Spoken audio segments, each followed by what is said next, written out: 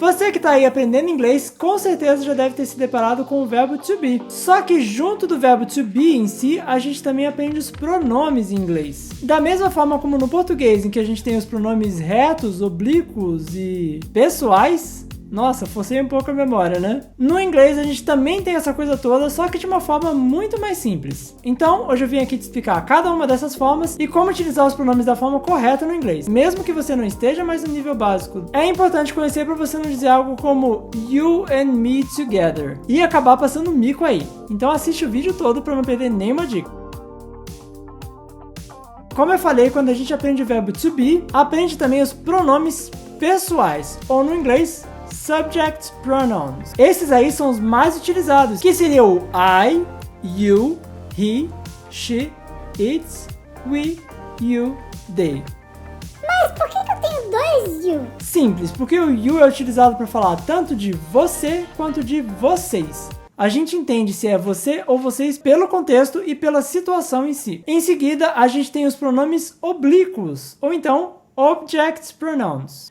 Enquanto os anteriores são usados como sujeito de alguma frase, esses vão ser utilizados como objeto. Por exemplo, she invited him for a dinner. O subject pronoun é o she e o object pronoun é o him. Ou seja, ela o convidou para um jantar. Isso significa que eu não posso utilizar she invited he for a dinner. E sim, she invited him for a dinner. É a mesma coisa que eu falei lá no começo do vídeo, quando eu mencionei que you and me together tá errado. O correto seria então you and I together, porque os dois são subject pronouns. Esses object pronouns são me, you, him, her, it, us, you e them. Lembrando que isso é seguindo a mesma ordem lá dos subject pronouns, ok? I need to talk to him. Apesar de não ser bem um pronome, mas sim um adjective, a gente também tem os possessive adjectives, que também indicam uma relação de posse. Um deles é o my, que eu acabei de utilizar nessa última frase. A gente tem então my, your, his, her, its, our, your e their. Por exemplo, what's your name? Qual é o seu nome? This is my house. Essa é a minha casa. His parents are so cool. Os pais dele são tão legais. E por que eu digo que é mais simples que o português? Porque a gente não tem meu, minha, minhas. É simplesmente my. A gente também tem os possessive pronouns, ou seja, os pronomes possessivos. Da mesma forma como no português. Esse computador é meu. This computer is mine. Observa como eu também posso usar os object pronouns. This is my computer. Esse é o meu computador. Quando eu quero retirar, remover da frase ao que se refere, eu posso utilizar o mine. This is mine. Mas nesse caso ele não tem muito uma relação de posse. Apesar de no português serem os mesmos pronomes, no inglês tem essa diferença. This computer is mine. Fui eu que comprei. Agora, this is my computer. Esse é meu computador, o computador que eu estou usando. São sentidos bem diferentes. Os pronomes possessivos no inglês, então, ou os possessive pronouns, são mine, yours, his, hers, its, ours, yours, theirs. The house is hers. E por último, os reflexive pronouns. São equivalentes ao me, ti, si, nos, blá, blá, blá, blá, blá.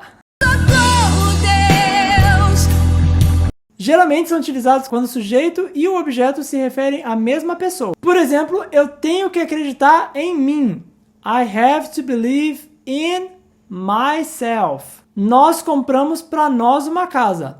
We bought ourselves a house. Os reflexive pronouns, então, sempre vêm com esse self ou selves no plural. Então vai ficar myself, yourself, himself, herself, itself, ourselves, yourself, theirselves. Percebam como o your, ou seja, referente a você, não vai mudar nem no singular, nem no plural, se mantendo em yourself.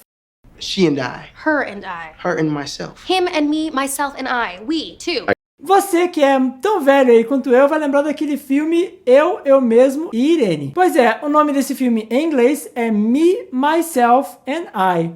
Agora você entende por que esse nome, caso já tenha visto antes. Ou seja, mim, eu mesmo e eu. Ah, agora eu entendi! Agora eu saquei! Aí, você chegou até aqui! Então agora é a hora da hashtag. Comenta aí com a hashtag MeMyselfAndI é velho. Me conta aí, curtiu as dicas? Lembre então de deixar seu like e mandar o seu comentário. E se você ainda não está inscrito no canal, aproveita e já faz isso agora, se inscreve e ativa as notificações também para o YouTube te avisar quando tiver vídeo novo por aqui. Eu tô deixando esses vídeos aqui do ladinho, os da descrição e os dos cards para você continuar aqui no canal, continuar melhorando a sua fluência no inglês e aprendendo ainda mais. Tá cheio de opção, hein? See you in the next video!